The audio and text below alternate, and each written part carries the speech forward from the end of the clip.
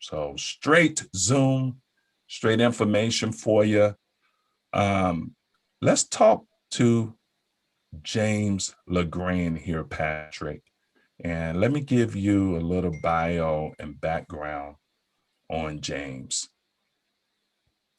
James has been in the investing world, Fortune 500 financial services world for the last 30 years.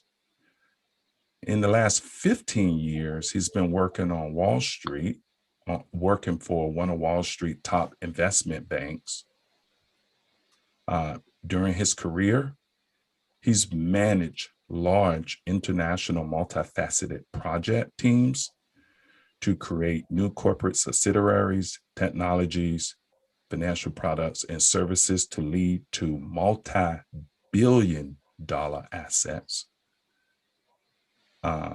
Outside of his professional life, James LeGrand is a master in Kung Fu. Don't mess with this guy, Patrick. I heard that. James LeGrand has authored 2 books and co-authored an additional 2 books. James was born in New Jersey and currently resides in Orlando, Florida. Welcome to the show, Mr. LeGrand. Thank you so much, Troy. It's such a pleasure to be here with you and Super P, and looking forward to getting into this conversation. This is, I love what you're doing, man. I love what you're doing. This is such a need for our community to understand so much more about money and investing. And just, I think you and I and Patrick can all agree that we don't grow up with this information, but we need to start teaching our children this information so they can teach their children, and we can create that generational education from this point going forward. So I love what you're doing. Hey, thank you. Thank you, James. And James, just having such a high-powered corporate type, working for a financial services company and being connected to, Wall Street and in the financial services for 3 decades, there are a number of questions I have for you. And I really wanted to share those questions to ensure that our community get a chance to hear someone as esteemed and knowledgeable as you speak on, just financial building, financial wealth building, all of that good stuff. So first, James, just how did the journey begin for you? Just where does it all start for you? So funny you should ask that question. So I'm 51 years old, for anyone trying to figure out the math. Yeah, I know I look like a teenager still, but I was early in my career. I worked for several companies, and right around 2002, 2001, 2002, if you guys recall, back then we had just gotten through the dot-com bust, right? The bubble bust. The Federal Reserve dropped interest rates really low. And housing started to really escalate, right? The housing boom really went into full throttle. Now, at that time, I was fairly clueless in terms of investment. So at that time, I was definitely looking at housing, and we'll talk about that in a moment.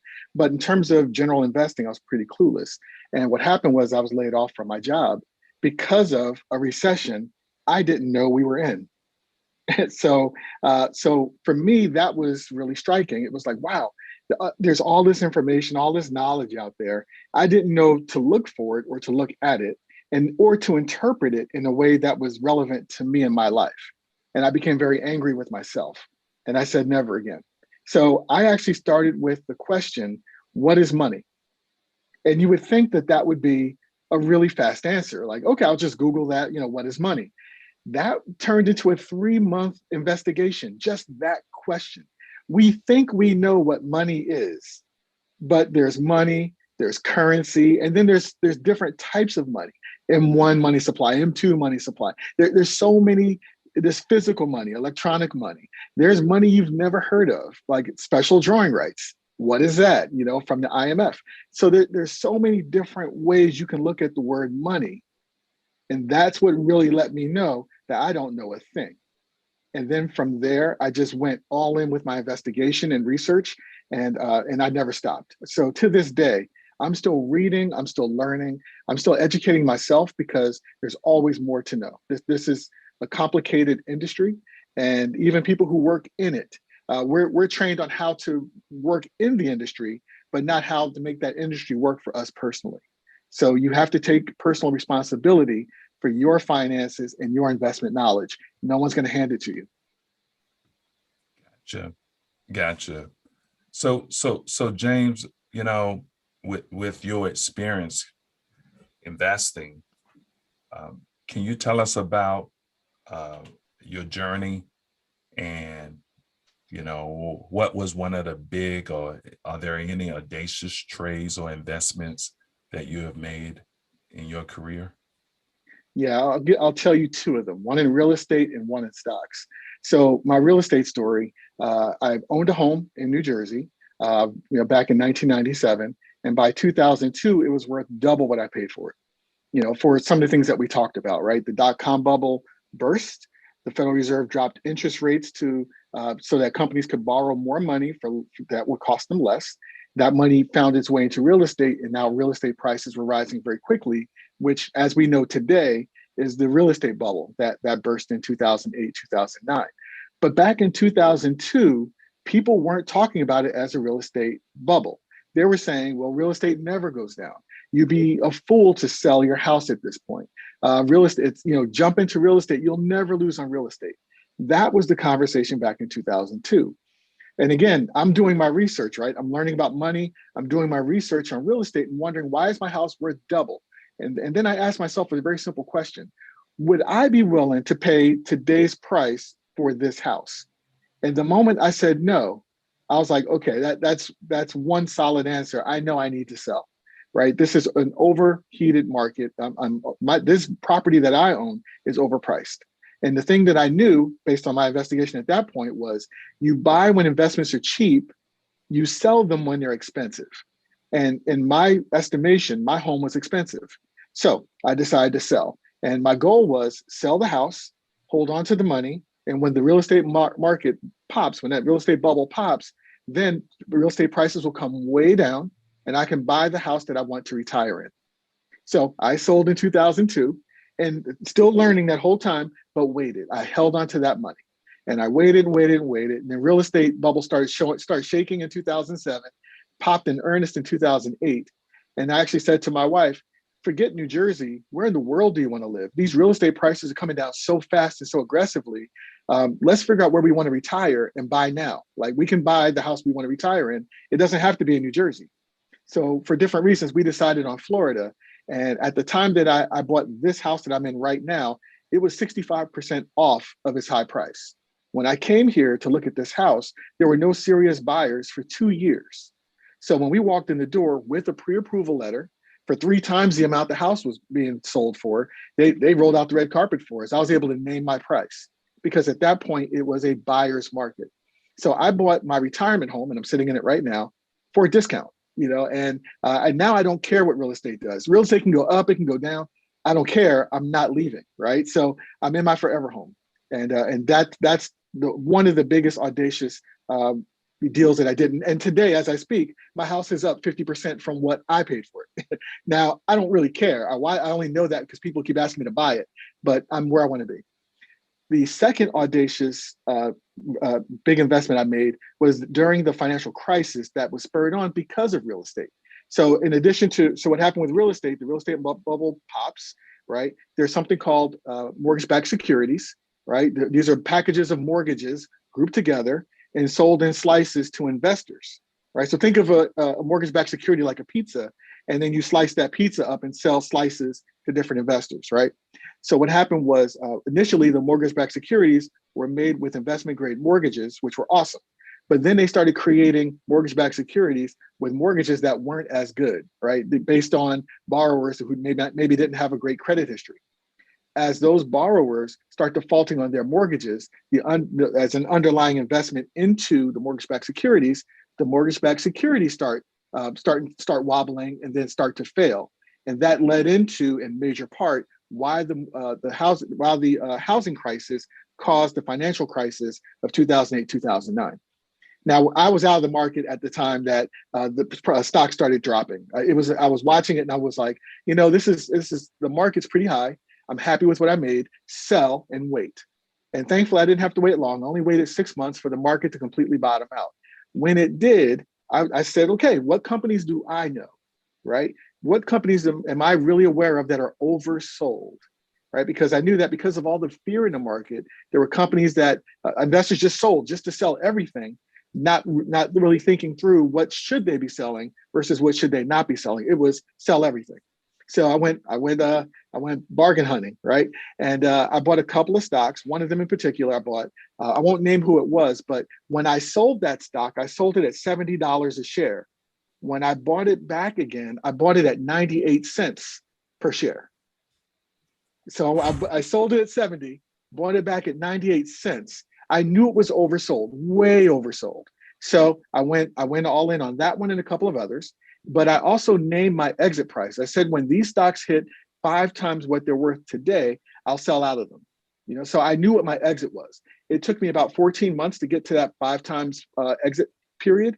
And once I hit that exit period, I sold. So those are my 2 biggest ones. So, it's just, I was very fortunate to, like I said, I was fortunate to be laid off. It's scary to say that, right? But I was fortunate to be laid off when I was, because it triggered inside of me that need to learn more, because I realized just how much I didn't know.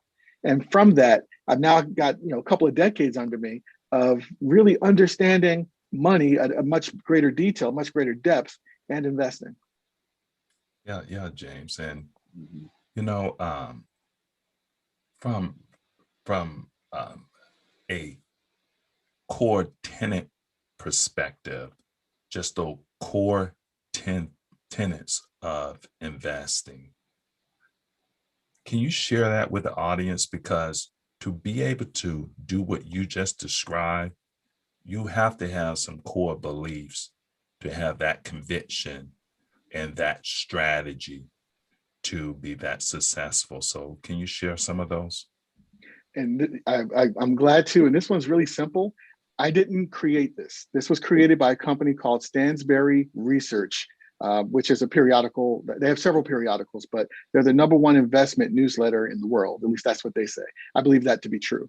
But they say, and it all boils down to this: you buy an investment when it's cheap, hated, and in an uptrend. Cheap, hated, and in an uptrend.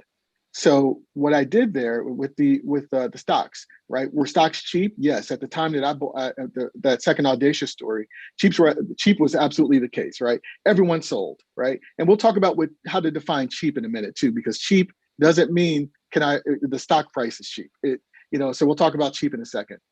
Hated means everyone's out of it. No one wants anything to do with it, right? It is a situation where no one's looking at it. They're good. They've written it off. They don't want it, right? So hated is important.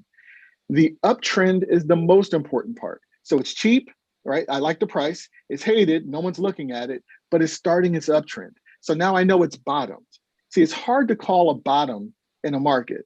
So you don't really call the bottom. What you can trend is when it starts the uptick again. And then you can look backwards in arrears and go, okay, the bottom was last week, right? Or 2 weeks ago, whatever makes you comfortable. But that's how do you identify your bottom? When you start the uptrend again. And you can see consistent fundamentals that prove that you're back in an uptrend. So that's when I went back into stocks, when I realized they were cheap, hated, and in an uptrend. That's also when I bought my house, right? My forever home. It was cheap. The price was 65% off. It was hated. Everyone was selling. No one was buying. But it was also starting an uptrend where you can start seeing, okay, people are coming back to the market. You're starting to see housing prices start to tick up a little bit. And it was the first time it was starting to tick up in 2 years. So I was able to say, yep, I like the price. I don't think it's going to go any further. And then I had the added benefit of interest rates also being artificially suppressed. So that's a core tenet: cheap, hated, in an uptrend. And the other one, people will say buy low, sell high, but almost no one does it.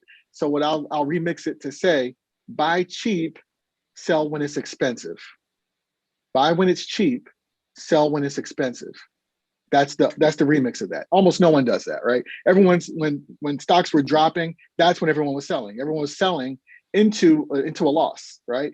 But they should have been selling when it was at its top.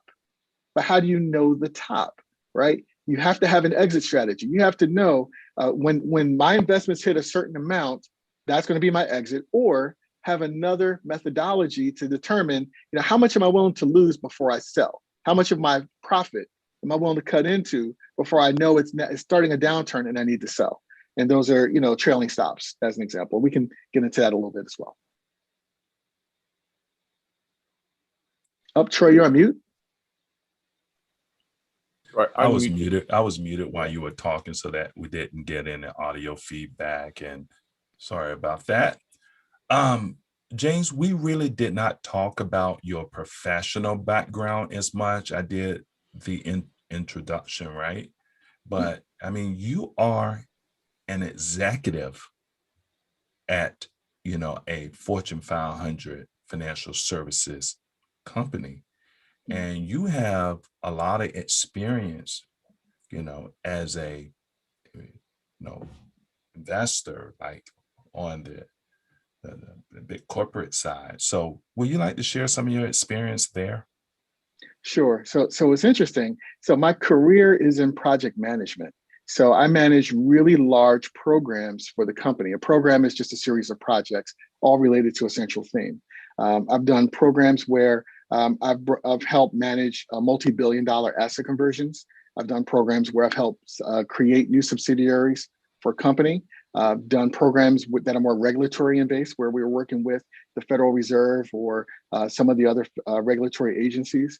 And I've always worked in very large, program teams where I have business analysts, project managers, developers, subject matter experts, legal, compliance, all the different facets of a corporation working together. And I'm leading all of them to a particular outcome that the company has decided that they wanted to achieve. And that could be more money, that could be saving money, that could be creating a new investment product. It could be working with a new large customer, all those different things. And the way I'll tie that back to our current conversation is to say, the thing I've learned is while there's lots of people who work in financial services companies, we work the company, right? We work to benefit the company. They're not teaching us the investment principles that they may be teaching our customers, right? That's more on the, for the traders and the wealth managers, that's where that knowledge is. But if you're not in wealth management, if you're not in one of the trading support departments, you may not be understanding the tenets or getting the information that a corporation may send to the clients to say, here's what we see happening in the market, because you're helping just to keep the wheels turning. So a warning, just because someone works for an investment-based company or financial services doesn't mean they know anything at all about investing for themselves. So just a warning there. There are a lot of people out there that'll say, hey, I know all this stuff because I've worked for this company. But if they worked in customer service, if they worked in, in IT, if they worked in product management, an unrelated field to wealth management, then they may not have really good, solid understanding of investing and trading, and even the difference between the two. Gotcha. Patrick, do you have any questions? Yes, I do. So James, did you ever want to get into the investment management or investment advisory part of these financial services firms that you work for?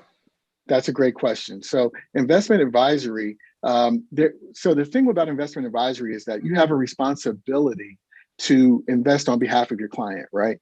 And these days, there's now a fiduciary responsibility, meaning you have to be able to invest on behalf of that client in the client's best interest, not the company's best interest. So a fiduciary responsibility means even if your company, the company you work for, has products and services that they want to sell, if it's in the client's best interest to sell someone else's products and services because that's what's best for that client, you have an obligation to do so. So there's a change that happened in the market here within just the last couple of years. And I say that to say, I never wanted to really go into advisory. And the reason why is, number one, people don't listen when you give them advice. People like to argue, right? So They do. and they want to be right, not rich, right? People say they want to be rich, but really they want to be right. That's the thing I've just learned personally. Number two, people like to hang their failures on you, right? So if they don't implement all of your advice, if they take a portion of your advice or don't decide not to do it at all, they still blame you. Why didn't you tell me stronger? Why didn't you push me harder?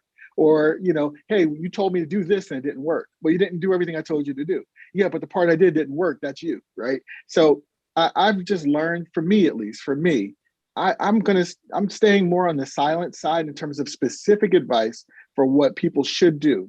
I love talking about the investment tenets, and I'll tell you all day long what I'm doing. But I'll give you an example. When I told people I was selling my house back in 2002, they told me I was nuts, and told me I was nuts 2003, 4, 5, 6, and 7. And then I remember I had a conversation with one guy who was going to buy basically a shack. It was a 3-bedroom, 2-bathroom shack. This thing was it was in abysmal state. It needed a lot of repair. He was going to pay $500,000 for this home. And he was a friend. And I said, look, I'm only going to tell you this because you're my friend. Don't do this. You don't understand. The housing market is going to pop, and you're going to be stuck with a house that's going to drop in 50% of its value at least, and you're not going to be able to sell it, and you still have to repair it. He said, well, can you tell me the day the housing market's going to pop? I said, no one can tell you that day. He said, okay, then I'm going to buy the house. I said, good luck. Right? A year later, he called me and said, I got to thank you. I said, for what? He said, you're the only person that warned me not to buy this house. You're the only one. He bought it. He bought the house. It dropped 60% in value, and he's still stuck with that house. I mean, I think just until recently, he's now at a place where he's going to try to sell it. But he was stuck with that house way longer than he planned to be, because he just, again, he was doing what everyone else was doing, right? He's following the crowd. Everyone says real estate's going up, follow the crowd. Real estate's going up, and he didn't do any independent research, none. He just went, everyone's talking about real estate, it must be good. But that's probably another investment tenet, right? When the whole crowd is going in one direction, you might want to start looking at the other direction. That's called being a contrarian. Looking at the opposite direction when everyone's going this way. What's happening that way? It's worth it to at least ask that question. Yeah, that's part of. We're gonna have our crypto guys on next week, and everyone is running towards crypto. Yeah, and I know your son Jordan is into crypto. He's an incredible crypto investor. Incredible. Yeah, we have to reach out to him. Maybe we will be blessed to have him on next week. But next week we will be really deep diving in crypto and having a couple of crypto experts on. We're certainly going to have Tim Brown. He's a fascinating crypto guy that's been in the space since 2012. So he certainly is not a come lately guy. But go ahead, Patrick. Do you have some additional questions? Because I have a few more, but I just did not want to dominate the conversation with questions. Yes. So what do you think of real estate as an inflation hedge? Great question. So when we think about inflation, we have to look at a couple of things. Number one, interest rates. Interest rates are key as it relates to in terms of real estate. So typically, as interest rates go lower, housing prices go higher, right? That's usually the correlation. They have an inverse correlation. As interest rates rise, typically real estate starts to fall, right? So typically that's how it goes. But in recent decades, we have an issue. We're not allowing the natural dynamics of interest rates to real estate prices to flow. The Federal Reserve has been coming in and artificially negotiating or artificially impacting interest rates. And that's been part of the problem. As I mentioned originally, 1999, we had the dot-com bust. So the Federal Reserve lowered interest rates. And then because they lowered interest rates, real estate popped up, right? Yes. So that's you see how that happened, right? That's happening again right now, right? So right now we have interest rates that are super low, but the problem, inflation is starting to creep in, right? So interest rates are low, real estate's prices are really high again, really hot. But now what is the Fed going to do? Because inflation is starting to tick up, right? So, and we'll talk about inflation here as well, monetary inflation versus price inflation. We'll talk about that. But now the question is, what's the Fed going to do? The Fed is a player here in terms of real estate. And that's what makes it difficult to say what's going to happen. If the Fed continues to push down on interest rates and they're able to control inflation, then real estate should be able to continue to run a little bit longer. But if they either decide not to control interest rates or interest rates go uncontrollably higher because they can't control it, that could absolutely have an inverse impact on real estate, and the prices might be coming down. So it's right now, the Fed is what I'm watching very closely to understand what they're saying. One thing I want to say about that, the Fed, and this is important, the Federal Reserve, as well as other investment bodies, investment related bodies, speak a different language. And they do that purposely so you don't understand what they are saying. They will say, hey, we said this publicly, but they say it in such a way that only few people really understand it. So when I first started listening to the Fed, I would go to YouTube and listen to one of their speeches. I would listen to it all the way through. Then I would go back to the beginning and I would start it and then listen again. And every time they mentioned a term I didn't understand, I wrote it down, researched it, got a definition, and then started over again. And I'm telling you, this takes time. This takes commitment to do. But if you want to learn the language of the Fed, you have to do this. You have to. They're telling you what they're going to do and how they're going to do it, but they'll say it in such high language that it just goes over everyone's head. So you have to make the investment in your education. As I'm speaking to the listeners, you have to make an investment in your education to hear what they're saying. So today, when I hear a Fed speech, I can hear that speech and I don't have to make any notes. It's like, okay, here's what they're saying. I hear it now. But that's only because I took the time to understand all the terms that they use, all the words that they use, to make sure I got it. Even the things that I thought I understood, I said, let me just research and see if it means what I think it means. In most cases, it did. Some cases, it didn't. And I learned something. So, I mean, everyone thinks they know what inflation is, but there's a couple of different definitions of inflation. So you have to put the time in to educate yourself so that you can listen to the people who are giving this information out publicly, but you can understand what they're saying. I have a question from the chat, from the Devo 206. I know this guy, Devo. We go back some couple of decades. He asked in the chat, do you think we are getting ready to enter into another housing bubble? I think we're in it. we're in a housing bubble. We're in it, clearly. So explain. Yeah, in my opinion, this is just my opinion. We're in a true seller's market, right? And so what are the indications to me of a bubble, right? It's when everyone is on one side of the trade, right? In this case, everyone right now is selling, right? And there's not enough buyers, right? And that's pumping up the price. So I'm hearing stories about houses that are in a dilapidated state that are being sold for 25% higher than the seller's asking price. So you have a situation where a house goes in the market, people start bidding on the house, saying, I'll pay this much, this much, this much. Then the cash buyers come in. Well, I'll pay this much, and it'll be all in cash. Okay, I'll pay this much, it'll all be in cash. And then you'll have someone else come in and say, I'll pay you 10% higher than your asking price, 20% higher, 25% higher, right? And then you look at the property and you go, but why would you do that for that property? What's happening here, right? We're in a bubble when reason has left the building, when you can look at a property and go, this doesn't feel like it should be worth what people are paying for it, right? Like you got to do that gut check, right? What are you willing to pay for a house? And if you believe that house is not worth what's currently being asked for, don't do it. You just wait. And why do I say wait?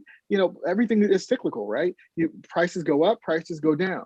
That old tenet of real estate never goes down, that was always a myth. And I just happened to be one of the people back in the early 2000s to say, I'm not going to follow that myth. I can see what's about to happen, right? This is going to end badly for a lot of people. I have that same feeling now. I get letters in the mail from real estate agents contacting me saying, hey, look, they're marketing to me saying, we'd love to sell your home. Look at the last 10 homes we sold and the prices that we I'm got getting for it. those too. Yeah. You're getting those too, right? Where were those before, right? So, Mhm. and so we're clearly, we're in a hot real estate market right now as a seller. If you have a house you're trying to sell, awesome. But what are you going to buy? All right. So if you're in a position where you're going to sell a house to buy another house, you're just buying it. You're selling a house at an inflated price to buy a house at an inflated price. Right. So I would say for those people, especially maybe the baby boomers who are looking to start to streamline and to, downsize a bit, this is awesome for a baby boomer. You sell this house at a really high price and then buy something smaller or a condo or a townhouse, something like that, for a far less price. And then you keep the difference, So this is an awesome opportunity for a person like that. If you're a person who has a house and you want to rent, similar to what I did back in 2002, you're willing to rent for a while housing comes all the way down, another great opportunity. But you have to have a long-term view and be patient. I sold my house in 2002. I rented from 2002 until 2010 when I finally closed on this house. And I've been in this house now for 11 years. But during that time, I had to hear it from people, right? James, you're crazy for having sold your house. You're wrong on this trade. Housing never goes down. I had to hear that. And I was willing to hear it because I was strong in my investment thesis. I was like, okay, I'll take that, whatever you guys want to say. But housing is only good until the day that you can't sell it. And I remember when that day happened, with that first downturn, where they said, okay, this is the first month that housing didn't tick up in the last 9 years. I went, there it is. There it is. There's the first indication. And then you just saw it go steadily down and people couldn't sell their houses. That you don't want to be on that side of it. So really think about, if you want to sell your house, what are you buying? Because if you're selling inflated and buying an inflated asset, you might be losing even more. You're certainly not gaining. So how do you gain in this market? Ask yourself that question. Every individual needs to ask that question. Now, again, for me, I'm in my house, right? I already played this game. I sold high, I bought low, right? I sold when it was expensive, I bought when it was cheap. I'm riding it up, but I have no intention on selling. I'm where I want to be. So I'm good to go. Yeah, that's a good question. Let's say if you have a house right now, like, we have homes. I know Patrick has, a home out in Vegas, a rental. I have a couple, the point is I heard what you should do, but can you share what we really should do in this bubble environment, in your opinion? Is it simply, should I sell high right now because I could sell high and the bubble's going to pop? Or, what should we do in this environment? And then secondly, what about that person who is looking to get in the market right now that wants that American dream? Yeah. So two things there. One is in terms of your house and what you should do with it, it depends on why you bought it in the first place. Is this the home that you want to live in versus is this an investment asset, right? So I'm going to start with the second part, investment asset. If you have a home that you bought as an investment property and you're currently renting it out and getting rental income from it, you have to ask yourself, do I want to sell it one time and make the capital gains on this house? Or am I doing well enough on the rent that long term, I'd rather keep that rental income, right? So again, you have to, everyone has to look at their situation there and make a decision on what they want to do. Having that rental income, especially if you were able to survive, this health crisis that we've just been through for the last year, and your renters are still paying their rent, where versus a situation where maybe renters haven't paid their rent and have been absolved from paying it for now, right? And you've been supporting that mortgage on behalf of that renter. There's different things to think about.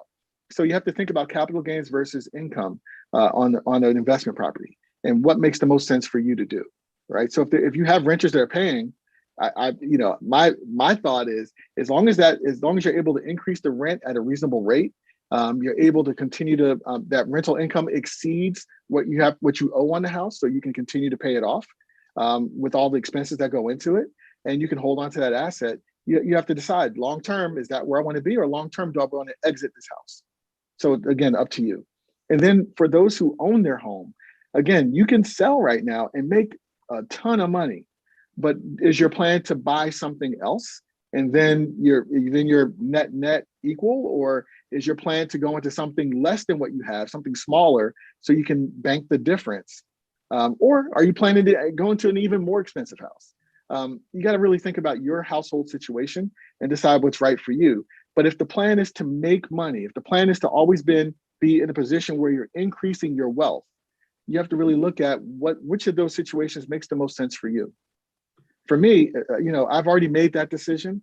I have a house that's increasing in value. It'll go down when the bubble pops. It'll go back up again years later. But I'll have a home that will be passed down to my children, and my children's children. Right? This is a wonderful home. So everyone's got to make their decision for themselves. Yeah, and I remember you sharing that this is your dream home that you got, It is. actually. So Mhm. this is Mhm. the home you want to pass down and keep in your family. So And Troy, I'll tell you this: my swimming pool is larger than most hotel swimming pools. So I mean, wow. I'm not kidding. 8 feet deep, 40 feet long, 20 feet wide. Amazing. So Oh, I love it. We've that's had pool nice. parties. Yeah, we've had pool parties here for the kids with 50 kids here and plenty of room. So I love where I am. I love my how close I am to other financial investment companies that I can work for. Right, there are plenty of companies down here that I continue to work with. So even though I work for a Wall Street firm, they decided to open up companies in the Orlando area. So I was able to just transfer. Right, but I'm close to Disney, I'm close to Universal, close to the beaches on both the East Coast and the West Coast of Florida. I'm loving it. If this is a great environment, I'm right where I want to be. It's And great no state information. tax. And no And state tax. let me tell you something. So let me talk about taxes for a minute, because we're talking about investing, right? You have a tax accountant right here too. So go ahead, James. Well, then he'll co-sign what I'm about to say. When I was in New Jersey, I was paying taxes on my house, right? Before I sold it, right? I was paying commuter costs. I had an hour and a half commute to get to work, 2-hour commute home. So I'm paying a lot in gasoline. Not to mention the tolls on the New Jersey Turnpike and the Garden State Parkway, right? And then I had to pay to park, right? So I had to pay to actually park like $200 a month for a parking space, right? So a lot of money was paid there. And then as a part of my salary, I'm paying state taxes and federal taxes. So I relocate to Florida, same income, so same salary as I relocated to Florida. I just transferred within my company. I'm no longer paying, price to commute, right? My commute, instead of an hour and a half, in 2 hours, going and coming back, is now 15 minutes each way. I'm not getting on any highways. It's all local driving. Instead of filling up my gas tank 3 times a week, I'm filling up once a week, right? And I don't have to pay to park. I'm now parking for free because of my section of Florida where I work. You just park in the parking lot for free. I'm saving so much money, and of course not paying that state tax. It's just a bump in my income, right? I'm saving so much money just from where I live versus, it's just amazing. So there's a lot to think about. There's a reason why a lot of people are flocking to places like Texas and Florida and some other places. If you can have a lower cost of living and avoid a state tax, your money goes so much further. Yep, agree. Man, if you like what you're hearing, yeah, hit the like button. I mean, you're dropping jewels, James. Just incredible stuff. And I mean, you are like a senior, vice president. You're a vice president at the firm that you're at. And I guess you don't get that high by being stupid. And especially for people like us. So just jewels, just very, very smart. But Patrick, additional questions? They might come up maybe later on. Okay, all right. I just James, just some of the stuff you're talking about. What would be your advice for those, we are stock market type options, crypto, gas. Well, what would be your advice? Your advice for new investors into the market, in particular, stock market? Yeah. What I would say is, number one, get educated. And what I mean by that is that there's a difference between the education you get in school and the education you can get for yourself. If you notice, schools never teach us about money. right? They never teach us about investing. They don't teach you how to manage a household. Schools will teach you how to be a good employee or to be, to go to how to run a company, right? But they don't teach you how to invest. They don't teach you how to grow your wealth. You won't learn that in school. You won't learn that in college, right? So it's something you have to take on for yourself. So one of the things I did, as I mentioned, was I knew enough to know I didn't know, right? And I just anchored to something. I just started with an investigation of money and the differences between money and currency, right? Just starting with that. And then the different types of money. And then why is currency called currency? Why do we have cash flows, right? Why do we have all these different terminologies, right? So I really spent some time in there. The other thing I did was I invested in a number of different investment newsletters to try to learn how investing works. Now, a lot of newsletters will just say, go buy this hot stock, right? Go buy this. Here's 5 reasons why, go buy it, right? I actually found a newsletter company that goes deeper into it. And I don't get any money for saying this, by the way. I'm not a paid sponsor in any way, nothing like that. I'm telling you the truth. After investing in a number of different investment newsletters, I found one company called Stansberry Research. They have a number of different newsletter products that they sell. One of them is free. So if you go to stansberryresearch.com, I recommend just subscribing to their free newsletter. Start there, right? They actually teach you not just what their investment thesis is, but why. And that's been a difference for me, the why, right? So they'll say, like, there's a guy there named Steve Sugarrood, who for the last decade, I've disagreed with almost everything he said, but he's been right. He's been absolutely right. So as an example, he'll say, his thesis was the stock market's in a melt up. A melt up is when the market's really hot, it's really high, right? People like me start going, okay, maybe it's time to sell. And he says, not yet. We're in a melt up, the blow off top, that when the market really gets hot, before it starts to go down, before the bubble gets pricked, it goes almost vertical, right? Where everyone goes in, like the grandmas, the people who don't typically invest all pile in, right? Those last investors that have been holding out all jump in, and then the market melts up a little higher, then sell. So he's been saying that for years. And he said, here's exactly what's going to happen and how it's going to happen. And I'm going, okay, let me watch and see this. And I got to admit, the guy has been accurate every step of the way, to the point where if I disagree with what he says, I go with what he says. He has proven to me that he's more accurate than I am, period. So find an investment newsletter that doesn't just give you an answer and says, go buy this. Find one that teaches you why you should buy that. So now you're smarter, right? And then make them prove it to you. So I don't just take his advice and just run with it. If I disagree with it, I'm disagreeing, but I'm watching, who's right. And if he's right, I have to be humble enough to say, okay, he's better at this than I am. I'll listen to him. Good stuff. Good stuff. Mm-hmm. More jewels. James, I love that because, oftentimes, we would just look at the headlines on television. Me, I'm going to subscribe to that free newsletter.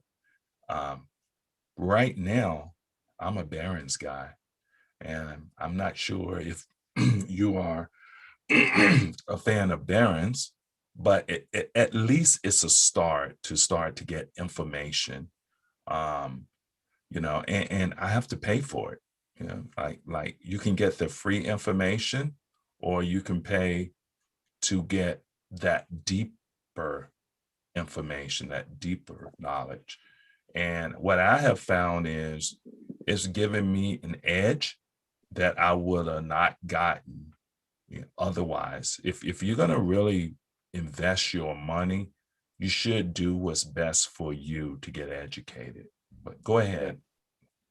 No, I agree with everything you said. And here's another tenet, if you will.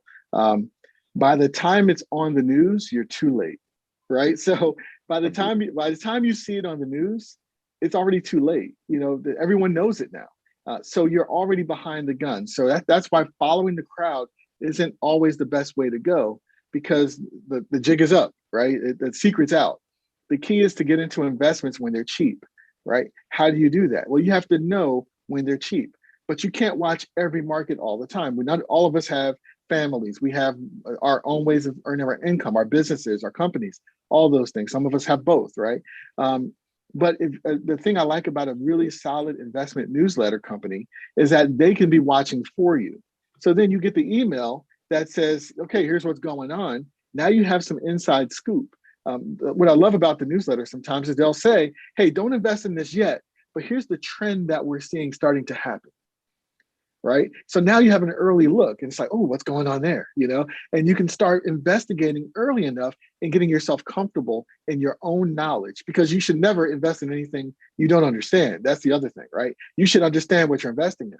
So if you have a newsletter saying, here's what's coming up, that gives you time to dive in, watch videos, read, buy books, do those things, get invested in your own education on different sectors that you can invest in.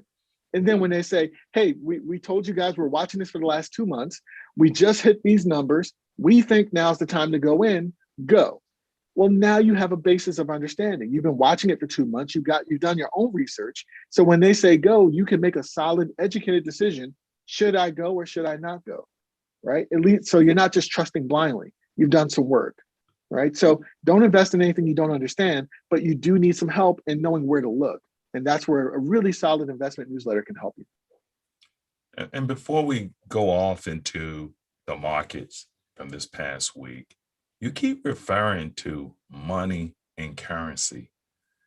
You said it at least 3 times. Can you give us the Cliff Notes, the short version? Since you've done all of this research, won't you save us a little time and tell us what's the difference? What did you discover between money and currency? Here's what I discovered. So money. So central banks, the Federal Reserve is considered a central bank, right? So they don't call it central bank, they call it Federal Reserve. But there are central banks all over the world, right? Central banks. And what the central bank does is they print the currency, right? They don't print money, they print currency. So what's currency? Well, when the Federal Reserve said, let's imagine there's no money. Let's start from scratch. We're the 3 of us we're the first investors in the whole world. We're the first ones to get a single dollar, right? Where does a dollar come from, right? So what happens is the Treasury Department for the United States says to the Federal Reserve, we would like $1, just $1. The Federal Reserve says, no problem. We're going to print $1, but you owe us 10 cents of interest on that dollar. Okay, so now the Federal Reserve basically provides a bond. Well, they sell a bond, right, to the Treasury and says, well, Treasury sells a bond to the Federal Reserve for $1, and that bond says you owe me $1.10, right? Now here's the question. Right now, fully in existence, we have just $1. Where's the 10 cents come from? How can the U.S. Treasury ever pay back the 10 cents interest on the $1 that was created? It doesn't exist yet. Only $1 exists. You follow me so far? So far. Mm-hmm. Okay. So now the Treasury says, okay, we need to borrow more money because we're in debt. So let's print me a second dollar. Okay, no problem. Now you owe me 10 cents on that dollar. So now we've got $2 in existence, but the Treasury now owes the Federal Reserve $2.20. Where's the 20 cents? Doesn't exist. We've got to print more money. You got to print more money. You are perpetually in debt from $1. That's currency, right? Currency is a fiction. It's the story that we pretend to tell each other that there's a difference between, let me see if I don't know what I have in my pocket today. Let's see. Here's okay, perfect. Okay. So I have $1. Yep. And I've got a $20 bill. What's the difference between these two things? One has 20 on it and one has 1 on it. Yeah. If you think about it, it probably costs about the same to print both of these. The value of these comes down to what we agree to. We agree that if there's a 20 on this, then it's worth 20 times this. Agreement is what makes currency work, not intrinsic value. The intrinsic value of these pieces of, it's not even paper, cotton paper blend. The intrinsic value is probably about 3 cents. But the Agreed upon value is this is $20, this is $1. That's currency. It's an agreed upon value, right? That's right. We agree to that value. That's so why what's money? Yeah. I'm sorry, go ahead. That's why- James, Yeah, go ahead. why is that important? Why Well, should we care? You have to care because then the value of these instruments comes down to trust. We have to trust that this $20 will always buy me $20 worth of goods. And this kind of fits into the inflation conversation, right? So we have to agree, okay, this is still worth something today, right? But we see now in inflation that prices are going up, right? We see houses going way up. We saw gasoline going way up. The price of chicken going way up, right? We're starting to see that this $20 bill isn't buying as much as it did even a year ago, right? So now it's buying less. So inflation is called the silent tax. And there's two different types of inflation, right? There's monetary inflation, and then there's price inflation. Now, some people will disagree with this, and that's fine. You can disagree. I want you to do your research and come up with your own answers. I'm going to give you mine. Monetary inflation is when we print more money. So during the financial crisis, we printed $4.5 trillion, and we called it quantitative easing. That's another one of those terms that people will hear, and people will say, well, that doesn't sound exciting. I'm not going to think about that, whatever quantitative easing is, not knowing that it means we're expanding our currency by $4.5 trillion, right? Now, that's one type of inflation. The other type of inflation is called price inflation. That's where the prices you and I pay at the grocery store start going up. And then the currency that we have in our pocket doesn't go as far. There's a difference between the two. One of the things that the Fed did when they increased the money supply was they started paying something called interest on excess reserves.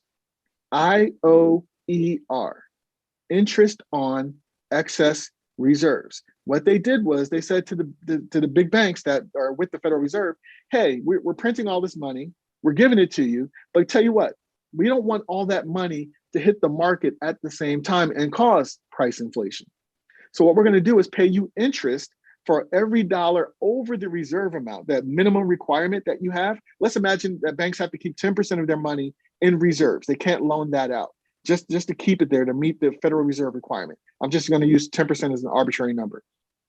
For every dollar you keep over that, we'll pay you interest on it just to keep it with us. So the Fed printed this money, but then basically created a financial dam to keep it in place.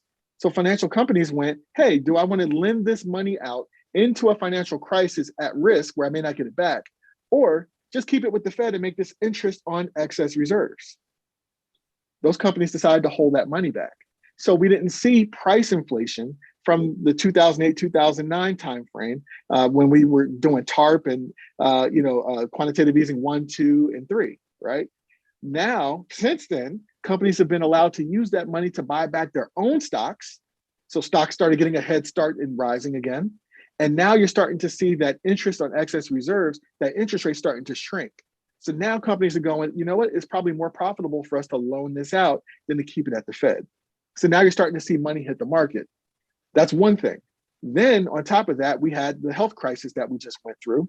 And you saw the US government print as much money as they printed during the the financial crisis over the course of years. They did that in months in 2020. And now you're starting to see that money being given away, right? So when we're receiving that free money from the government, right? Remember, the more dollars that are floating around in the market, chasing the same numbers of goods are going to make prices rise. So right now, inflation is a real concern. So I'm watching inflation right now. I'm not saying that we're at a point of high inflation or that we're on our way to hyperinflation, but I'm prepared for it. So I'm absolutely prepared for it. It's a concern of mine. And ever since they started printing money with quantitative easing, I said, okay, they're printing money now. They may be damming it up with interest on excess reserves, but I need to prepare for the day that money hits the market. So I started taking a portion of my wealth, my personal wealth, and saying, how do I make sure I'm in a good, solid inflation hedges so I can watch this thing go and be in a good place?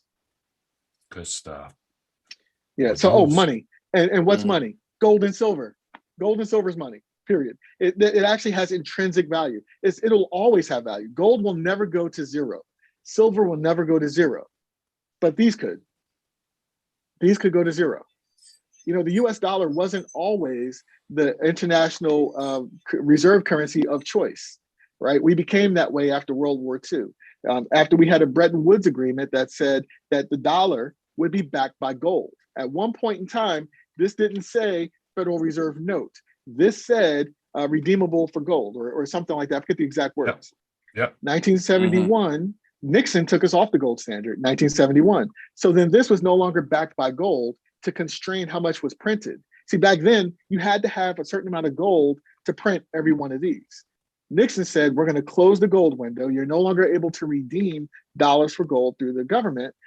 So now this is freestanding and backed by the full faith and credit of the US government. So this is backed by a promise, not gold. So again, that promise is trust. And it's the trust that keeps this dollar circulating. If that trust ever goes away, this can go down to zero.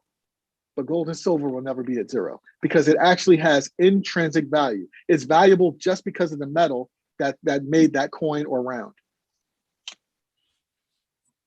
That's why they call it legal tender. That's right. That's right. Powerful stuff. And I read a book just recently. And when I say I read a book, it was actually an audio book about how back in the 30s, the US would not even let American citizens have gold. You had to turn your gold in. Do you know about that? Yeah, so the gold seizure. So at one point, the government said, and this was really bad. They said all US citizens have to turn in their gold. Now, it wasn't a seizure in that you turned in your gold, you didn't get anything back. They paid for the gold. Right. But here's you where could not keep gold as a US citizen. Keep it. You could not keep gold. And then worse, after everyone turned in their gold and got paid on it, the government then marked up the price of gold. So now it's worth more than what you got for it. So they reset the price of gold after it was given away. So interesting. And two things on gold and silver I do want to mention. Silver American Eagles is the easiest way to begin for let's say an investor who has no excess money. You spend everything you make just in living. What I like about silver is that you can buy a silver American Eagle for about $30 each. It's a 1 ounce coin. A coin is basically a metal investment grade implement that is printed by a sovereignty, by a government, right? They call that a coin. A round would come from a private mint, but this is a coin. What I like about gold American Eagles and silver American Eagles is that they are considered money under the United States. In other words, if you buy a silver American Eagle for $25 and then later you sell it for $50, you don't pay a tax on the $25 gain because it's money. Now, that's not true if you buy from a private mint because those are called collectibles. There's a 28% tax on collectibles. So if you buy a Canadian maple leaf, gold or silver, a Krugerrand, gold or silver. Silver Krugerrands just started a year or two ago, 2019, silver Krugerrands began. Those are considered collectibles because they're not in the United States. So you'll pay taxes on those. But gold American Eagles, silver American Eagles are great entryways into investing and having something that has tangible value, especially when concerns for inflation start to rear their ugly head. Where can you get those coins from? Again, I'll tell you the places you can get. There's a lot of places that sell them. I'll tell you the two of my favorite. One is GainesvilleCoins.com. That's one. The other is AppMex.com. AP as in Paul, M as in Mary, EX.com. So so the next question is, well, if I buy them, where do I sell them? Same places. They buy and sell. So I've done that. I've done that as an experiment. I'll tell you a quick gold story. I bought a gold American Eagle and I had it. And I said, okay, I have this gold American Eagle. Prices went up. And I went, okay, when it's time to sell precious metals, where do I go? So I went to a jewelry store and said, hey, would you buy this gold American Eagle? And I knew what the price should have been. And they were offering me 60% less than what it was worth. I said, thank you very much. Then I went to one of these, gold for cash places, right? Where, those little kiosks you can go to, and they were willing to pay about 70% of the value of what it was worth. I went back to Gainesville Coins. They looked at it. They said, yep, we confirm this is a gold American Eagle. Right now, the spot price for gold is this, it's X, but we're low on gold and we need to buy more. We'll pay you more than the value today so that we can have that today. I said, deal. So I actually got more than what I expected to get just by going back to one of the companies I had purchased it from. So you want to be careful of the gold and silver dealers you use. Don't, my opinion, I won't go to a coin shop. I won't go to a gold for cash place. I won't go to a jewelry store. I'll go to GainesvilleCoins.com. I'll go to AppMex.com, and there's plenty of others. So just know that they're a dealer in this space. They're not just a typical side of the road coin shop or something like that. I'm just giving you my opinion, what I would do. That's not advice. I can't give investment advice, but I can tell you what I'm doing. Right. And so I have this gold, I have the silver. Mm-hmm. What do I do with it? How do I protect it? What's the best practices for that? Yeah, so a lot of these places will also have on-site storage or storage in other places. So you could actually buy your gold or your silver. Let's say you're a person who has means, you have a lot of wealth, and you now want to put 10% of your wealth in gold. You can go to, and I'll throw a third company out there, goldsilver.com. All three of these companies have storage where you can actually buy the exact coin that you want, the coins that you want, or bars or whatever, and they'll store them in an allocated account, meaning that's your account. The gold, if you put a sticker on there that said mine, and you put it in their storage, when you're ready to take it out years later, that sticker will still be on there that says mine, right? It's the specific gold or silver bar, coin, round, whatever that you've purchased, allocated in your name, and you can take delivery of that anytime you want. They also have unallocated, where you're buying, let's say 100 bars of silver, right? 100 bars of gold, unallocated, meaning they'll keep in their records that you own 100 bars, but when you're ready to take it, they'll just pull those bars off the shelf and send it to you. So those are great ways to have storage where you're not worried about someone trying to break down your front door and get to what you have, and you're also not putting it in a storage facility, and certainly don't put it in a bank deposit account. Bank deposit accounts for years have had problems where even if you're paid up, banks will sometimes seize what's in a deposit account, either out of error or for some other reason. So I personally, I won't give that advice, but me personally, I don't put anything in a bank deposit box. So just get the likes up. James LeGrand, get the likes up. He's the man. The man. Dude. So I would imagine that's that insane some of these information. Go ahead, Patrick. I would imagine that some of these places that sell gold will give you some kind of certificate, like a gold certificate, silver certificate. So where you're referring, there's a difference between bullion and numismatics. So let me go there. So in terms of, like, for the person just starting out investing, you might want to buy gold, silver American Eagle, a gold American Eagle or a silver American Eagle. Those are considered money in the United States. That's bullion. That's just straight. You're buying the gold minted by the United States, and it's considered money by the United States. That's bullion. So there's no special value. There's no key date or any other reason why the value would go up. The value is in the fact that it's gold or silver, right? That's called bullion. What you're referring to are more numismatics. So now let's say you're going to buy a silver American Eagle from 1986 that has an investment. It's a mint state 70. I'm just going to throw out some terms, right? So now that reduces the population. So rather than there being millions of these silver American Eagles from 1986, now you're saying mint state 70, right? So now let's say there's only 200 of those, right?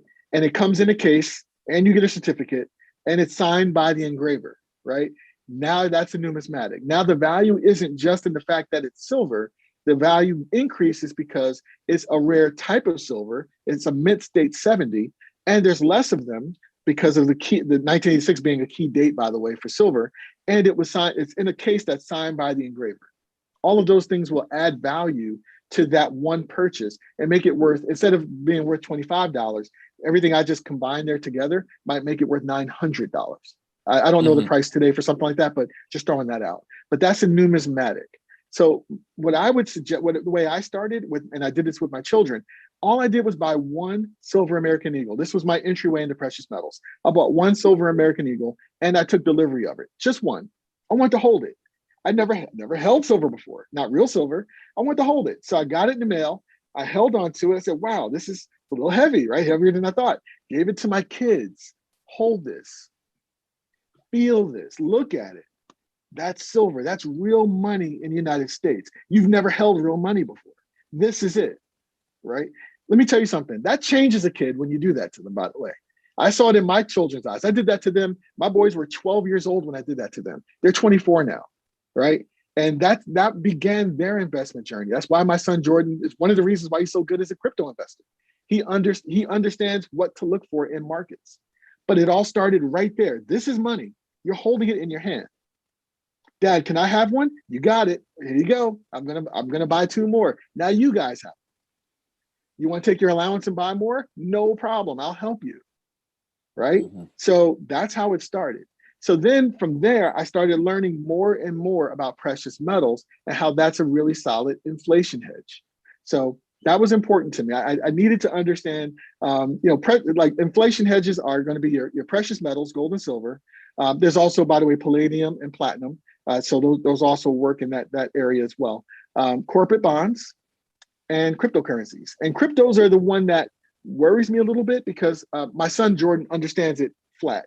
But I'm always telling him, with the heat that cryptocurrencies have had, make sure you're always taking some profits off the table and keeping them in an asset that's also a great inflation hedge, just in case someone makes a law that says, you can no longer own crypto, or crypto is going to have some crazy tax, or something like that happens. We just don't have enough experience with cryptocurrencies since they really came on the scene. I believe that was 2009. So this is still relatively new in the investment landscape. I don't know long-term how that's going to go. But I tell you what, my son Jordan's amazing in this space. He tracks that stuff daily. I mean, hourly. He's amazing. And he's done really well for himself as a 24-year-old kid. I'm like, wow, I'm just so proud of him. But he also understands, hey, Dad, I'm ready to take some of my profits off the table. I'm going to take 10% of my profits off the table. I'm going to put them over here in a different asset, because he understands asset classes. He understands diversification. You can't leave it all in one place, because if that one area starts to suffer a downturn, you'll lose it all. So now he's made enough that he's going, okay, let me start diversifying a little bit. Let me start spreading this out across different markets, different asset classes, so that if one asset class has a problem, the other one goes up. And now you're not in a position where you're losing everything. So he's doing really well. I'm really proud of him. Good. Yeah. So a question that popped to my mind is, one, where would a person new to money, let's call it money, where would they go to learn these best practices? And a 1986 coin is a special coin and all of that stuff. That's number one. And number two is, which one is better? Silver, gold, platinum, palladium, plutonium? Well, I was just kidding with plutonium. Unobtainium. But so can you answer those questions? Yeah. I got to tell you, it took some time. So as I mentioned, you want to get your education up, and you want to know what you're investing in before you invest in it. I did a month of research into the silver market before I bought even that one inexpensive silver American Eagle. I did a month of investing. I just wanted to learn. So I bought books, I read newsletters, I read stuff online, I watched people's videos, I watched people argue, I watched, one person says buy, one person says sell. I listened to all the opinions. I wanted to make sure I was fully educated on bullion to start.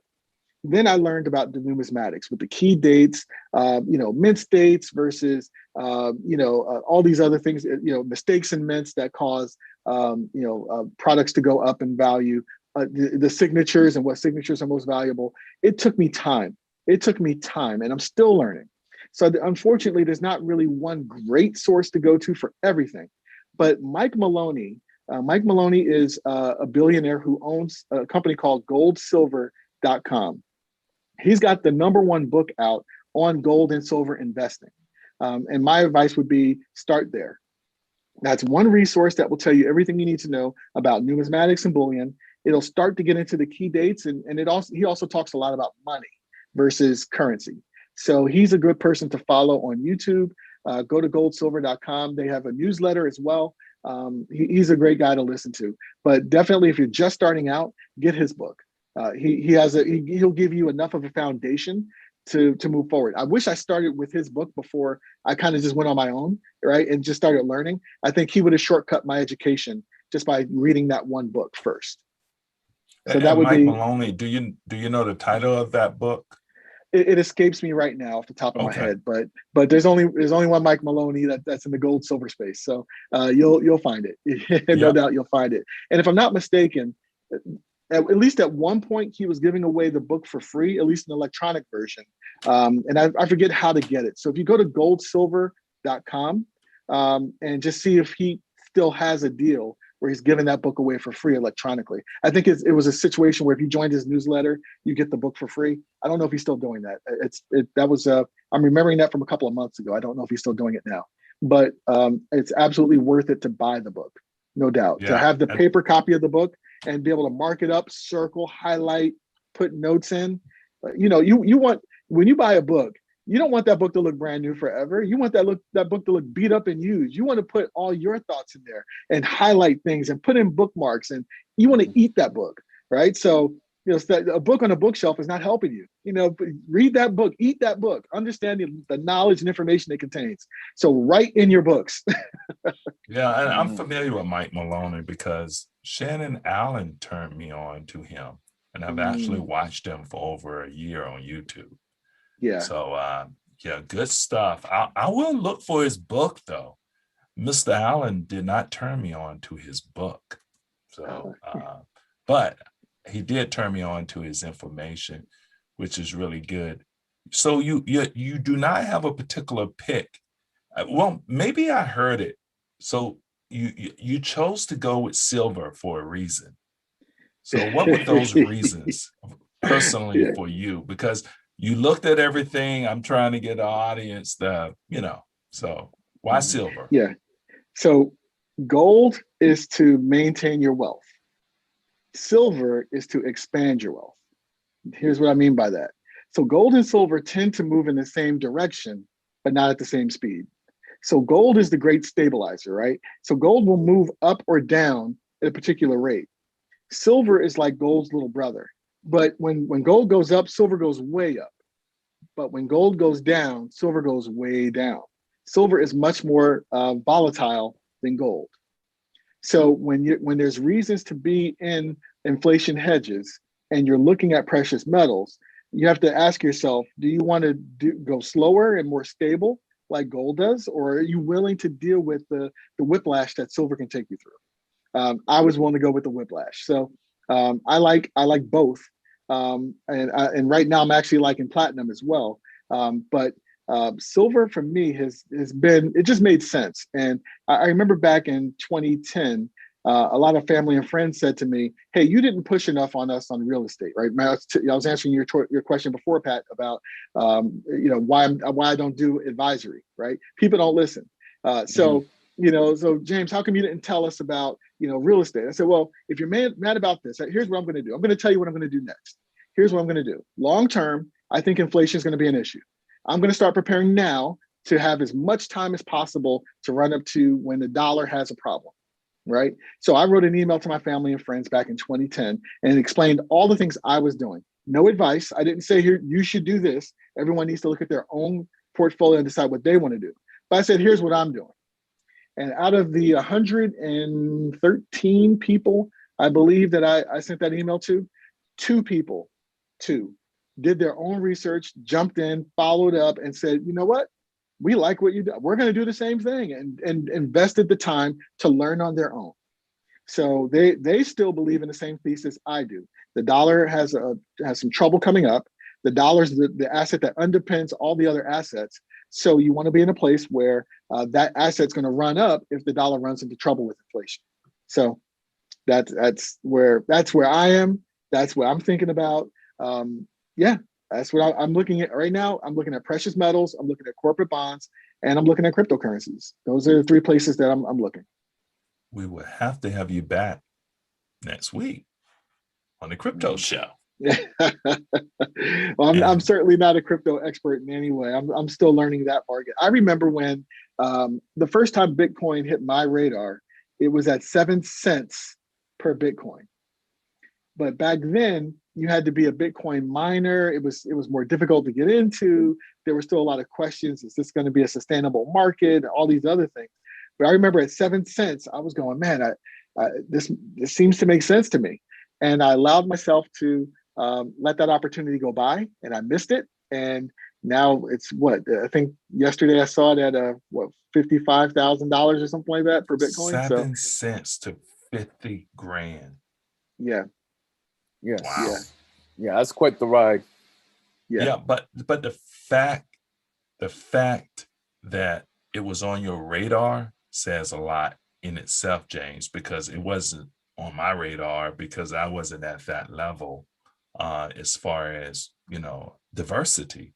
I have always been just laser focused on the stock market. So that diversity thing that you were talking about early goes a long ways. It's not just stocks, it's real estate, it's bonds, it's precious metals, it's crypto. It's that diversification, right? Right. And even within each of those assets, there's diversification, right? Exactly. So within bonds, you have corporate bonds, municipal bonds, treasury bonds, you have junk bonds, right? Within stocks, it's not just, okay, I'm in stocks, so I'm diversified. You could be in healthcare, technology. You can be like every year, Florida goes through a hurricane season. And every year, Home Depot and Lowe's stocks go up. If you know that, make that a part of your playbook, right? Just know, okay, maybe at what point should I be in those stocks to get ahead of, buy it when it's cheap, so that when it gets expensive, I can ride it up, right? So, just things like that. There's diversification within each asset class, and as we talked about precious metals, there's numismatics and there's bullion, right? And even within numismatics, there's pennies. That pennies are probably the most valuable asset from a numismatic perspective in the coin space. I'm starting to learn about it, but I'm not as comfortable with it. So again, it's not something I'm as aware of, so I don't invest in it. I'm still learning. But it is the biggest market from a precious metal, not precious metals, but from a coin and collectibles perspective. That's your biggest market. It's actually pennies. So, yeah. Okay. All right. So, James, I could not lose the opportunity to just go into great detail, sharing financial information with our audience and having you, provide that. It's just priceless information. And, we're pretty blessed to have you as a contributor to the show. I think people are as impressed as I am. Patrick, this guy is the real deal, Holyfield. Yeah, I would agree. James, a wealth of knowledge and experience. He's the man. He's the man. Yes, for real. And that did not come from college. Like from all, we all went to college. We all graduated from college. Some of us have master's degrees, and all of that is really just taking that extra effort to build your financial literacy, to build that toolbox and just go out on your own and learn. It starts with just small steps. Yeah. And build. Rome wasn't built overnight, just taking the steps. And you'll be surprised. You nailed it. This is not, and by far, I still consider myself a beginner, right? I'll always keep that hat on that says I'm a beginner. There's always something more to learn, right? Always. And markets change quickly and new markets grow up overnight. So I will always consider myself a beginner, to keep that beginner's hunger that says there's more to learn. Where is it? And then try to find that information. So to your point, there's no excuse now, right? We have Google, right? Back when I was growing up, you had to go over to the bookshelf and pull an encyclopedia, right? And that encyclopedia may have been 5 years old, right? So now information is coming out so fast. And we all have one of these in our pocket, right? We all have a phone, we all have a tablet or a computer. There's no excuse. There's so much information out there that literally it comes down to, do I want to spend the time teaching myself something or watching my favorite TV show at this moment, right? Yep. That's your decision, distraction or education. That's your decision. And if you really want to build wealth, you're right, James. There's really no excuse. The information is everywhere for free. Yes. Even here. And there's a myriad of different ways to do so. So let's wrap this show up with our last topic. And let's talk about, we're running out of time here. We went way over. I was going to talk about the PE ratio. I'll leave that to next week, maybe. But I do want to talk about the markets and how the markets look going forward and the markets this past week. And you talked about, James, you talked about inflation. And I'm really afraid of inflation to the point where I started to make moves this past week. When the market started to run up, I started to pull some out on the side because, and especially the story you told me about that you just shared with the audience, how you got your fears. And so, and the bubble, in terms of talk about the bubble, because that bubble, when it pops, but it does take some time. So can you share a little more about the bubble? Yeah, and there's a couple of concerns I have, not just inflation. So inflation, we've talked a lot about inflation. The other concern I have is the health crisis, right? So we have stocks rising at a time where, if you remember back in last March, right, we had millions of people unemployed, right? And then for multiple months over the last 14 months, we've had 800,000 or more people unemployed. We've had people not just not working, but we've had people not paying their rent or their mortgage, right? And that hasn't been reversed yet. So let's imagine you have a renter who lost their job. They haven't been paying rent for since last March. What happens when the moratorium on not paying your rent wears out? What happens to that person? They now have 14 months, 15 months of rent they haven't paid. How are they paying that back? We still have food lines that are miles long, right? Think about the Great Depression, the bread lines. Those bread lines are now done in people's Toyotas, right? They're pulling up to food pantries, getting boxes of food to feed their families. No one's talking about that. Yet the stock market keeps going up, right? So how is this happening? Why is it that the real economy that is showing us signs of one thing, right? Restaurants not fully open, parks not fully open, you can't have 100% capacity, all those things. That's happening in a real economy. Yet there's a disconnect with the stock market where prices keep going up. So what happens when the real economy finally connects with the stock market? What happens when people wake up and realize, oh shoot, we've been kind of buying into this stock market going up and following, everyone else following it up, but something's going to prick this bubble. Something's going to. It could be inflation. It could be once the moratoriums are really done and people who own a home. Let's say you own a home, you've been renting it, not collecting rent. Now you have a renter sitting there that owes you 15 months of rent, and then when the moratorium ends, they say they can't pay it. What happens to that renter, right? So let's say you can evict them, right? But then what happens to you? You've now lost 15 months of rental income, right? So what are you doing? So there's a lot of questions I have here around how this is going to work.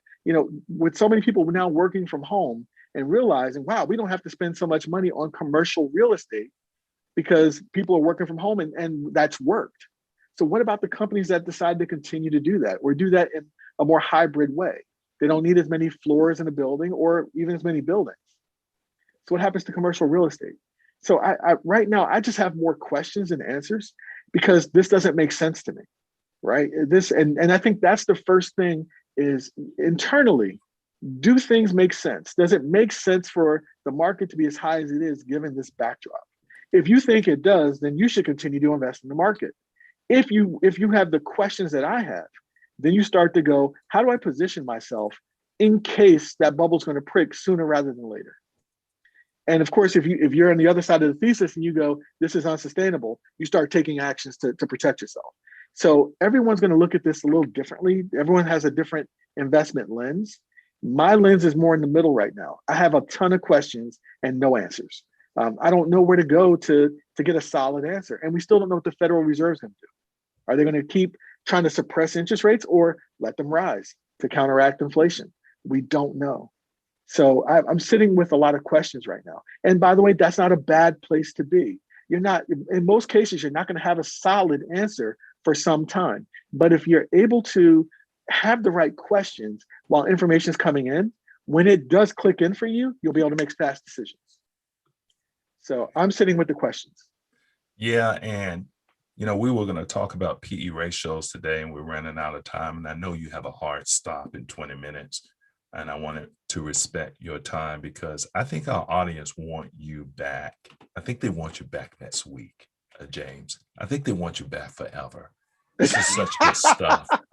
So, and I know in pre-production, you said you would be back. I'm going to hold you to that. Okay. Devo, the Devo 206, the Devo 206 in the chat said he heard that 1 out of 10 people are at least 6 months behind on their mortgage. So, I mean, just to go along with what you're saying.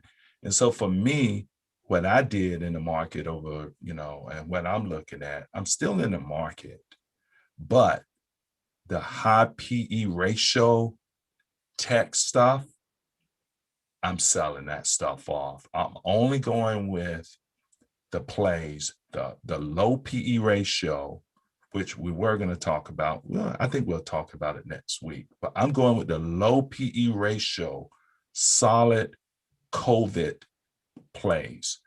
And there are some out there, but if your PE ratio is 100, 200, man, I had a stock, I kid you not, James Patrick, the PE ratio was over 300.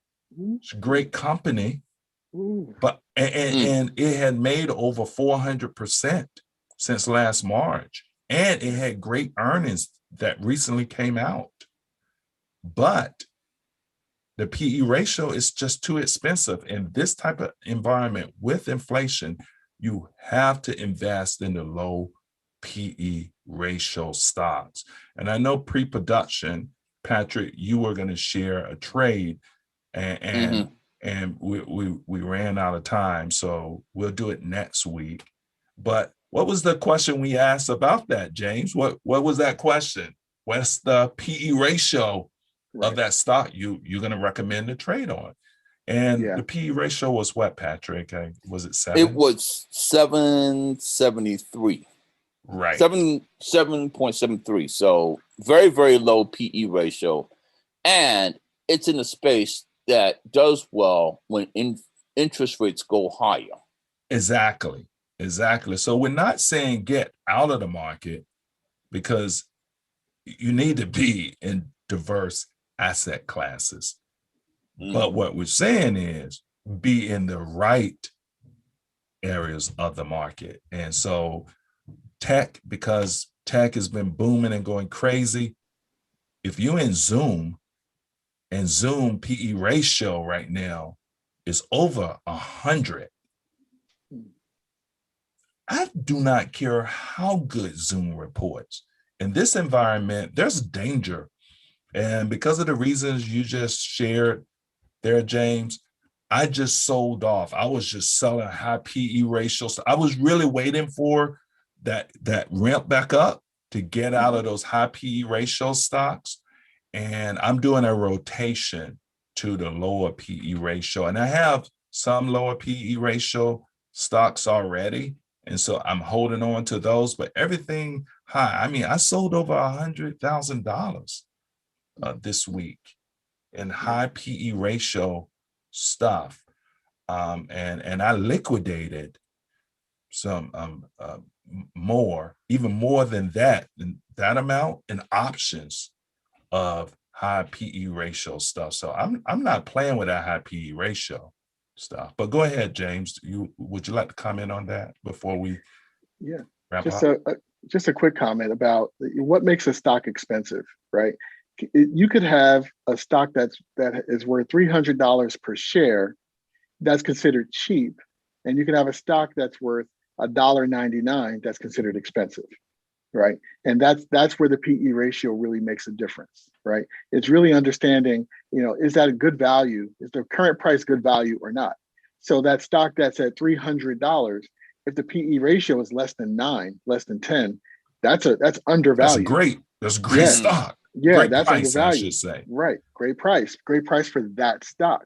But if you have a stock that has a price of $1.99, but the PE ratio is higher than 25, well, now it's overvalued, right? So when we talk about cheap versus expensive in terms of stocks, it's not about the stock price.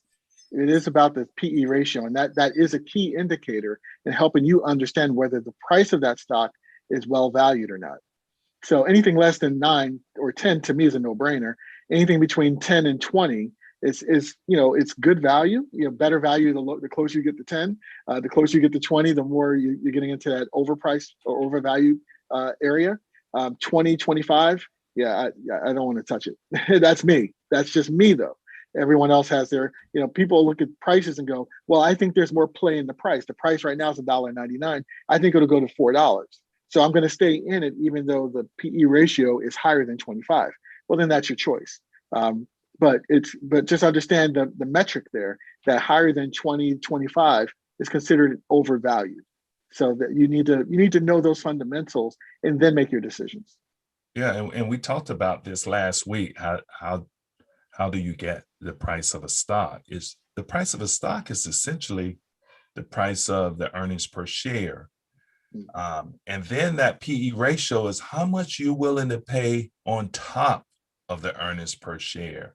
And if you're willing to pay 30 times what the earnings per share is, what the stock is really worth in this environment of inflation, and then here's the rule: inflation is bad for stocks. Yeah. So if you have inflationary fears, which is bad for stocks, not all stocks, but certain stocks, then you certainly do not want high PE ratio stocks. So I have some stocks that cost 300, 500, 50, but their PE ratio is a lot lower than some of these other stocks that are 30, 40 and really large. So great points there. And I wish we could explain more about the PE ratio, but I mean, that's it is what it is for now. I think we should start to wrap up. Such great information. If you like what you heard, if you learned something today, please like the video, please share it. If you want to have James LeGrand back, hit the like button. That lets us know that you really appreciated the information. It was good information. And Patrick, let's wrap up. What do you want to say in closing? I would just say that inflation has definitely raised its ugly head again. Time will tell how aggressive that inflation is, but always be nimble to be able to trade out of your high flying stocks into your low PE ratio stocks, and just have an open mind. James, closing. I would say good investors aren't born, they're made, and you make it yourself. So don't depend on anyone to come and save you. We're in a world where even with the free money that has been printed into existence to give to the US population, that's not a lot. So for the family that lost a job and has been out of work for 14 months, you get a $1,600 check. That's not doing a whole lot, right? So no one's coming to save you. You have to take responsibility yourself for your investment health. And it is learned. No one is born with this. Everyone starts from zero. So the greatest investor in the world had their first day at some point where they opened a book or read something and started their investment journey. If you haven't started your journey, you're not too late. Just start today. So that's the big thing I would say. Words to live by, words to close by. This is the Bet Out of Debt show. We call it Bet Out of Debt because when you place a trade, it's called placing a bet. And hopefully it's a winning one that would keep you out of debt. And as always, keep investing, and we will see James LeGrand next week, as well as Patrick and the rest of us. And thank you, guys.